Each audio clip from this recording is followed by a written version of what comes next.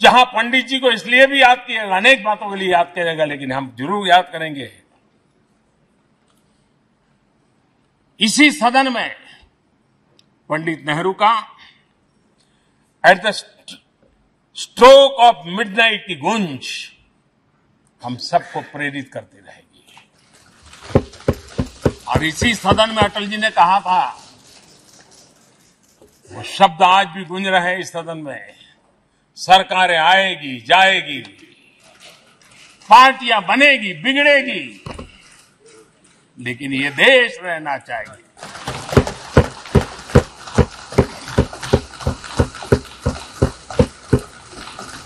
आदरणीय अध्यक्ष जी, पंडित नेहरू की जो प्रारंभिक मंत्रिपरिषद थी, बाबा साहब आम्बेडकर जी एक मंत्री के रूप में दुनिया की बेस्ट प्रैक्टिसेस भारत में लाने पर बहुत जोर दिया करते थे। फैक्ट्री कानून में अंतर्राष्ट्रीय सुझावों को शामिल करने पर बाबा साहब सर्वाधिक आग्रही रहे थे और उसका परिणाम आज देश को लाभ मिल रहा है।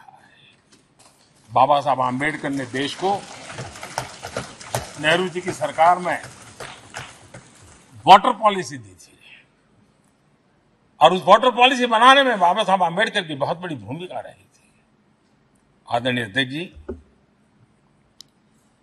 हमें जानते हैं कि भारत में बाबा साहब आम्बेडकर एक बात हमेशा कहते थे कि भारत में सामाजिक न्याय के लिए भारत का औद्योगिकरण होना बहुत जरूरी है, क्योंकि देश के दलित पिछड़ों के पास जमीन ही नहीं है, वो क्या करेगा? औद्योगिकरण होना चाहिए। और बाबा साहब इस बात को मान करके डॉक्टर श्यामा प्रसाद मुखर्जी, जो पंडित नेहरू के मंत्री थे, उन्होंने इस देश में और पहले वाणिज्य मंत्री के रूप में और उद्योग मंत्री के रूप में उन्होंने इंडस्ट्री पॉलिसी इस देश में लाई थी। आज भी कितनी ही इंडस्ट्री पॉलिसी बने, लेकिन उसकी आत्मा वही होती है जो पहली सरकार के थी, और उनका भी बहुत बड़ा अहम योगदान रहा था। आदरणीय अध्यक्ष जी, लाल बहादुर शास्त्री जी ने 65 के युद्ध में हमारे देश के जवानों में का हौसला बुलंद करना, उनके सामर्थ्य के लिए को पूरी तरह राष्ट्र में झोंक देने की प्रेरणा इसी सदन में से दी थी लाल बहादुर शास्त्री का। और यहीं पर उन्होंने ग्रीन रिवॉल्यूशन के लिए एक मजबूत नींव लाल बहादुर शास्त्री जी ने रखी थी।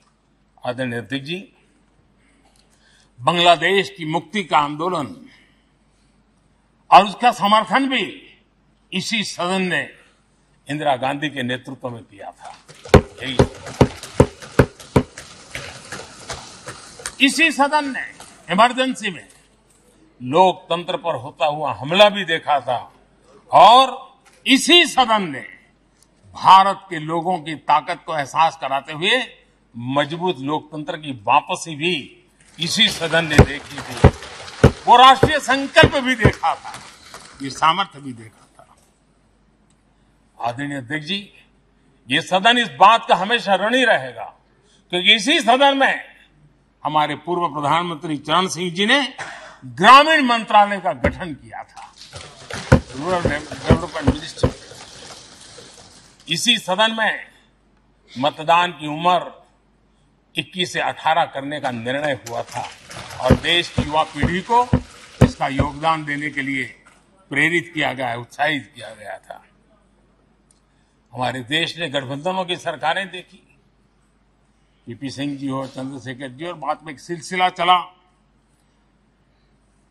लंबे अरसे से एक दिशा में देश जा रहा था, आर्थिक नीतियों के बोझ तले देश दबा हुआ था, लेकिन नरसिम्हा राव की सरकार थी जिन्होंने हिम्मत के साथ पुरानी आर्थिक नीतियों को छोड़ करके नई राह पकड़ने का फैसला किया था, जिसके आज देश को परिणाम मिलते हैं।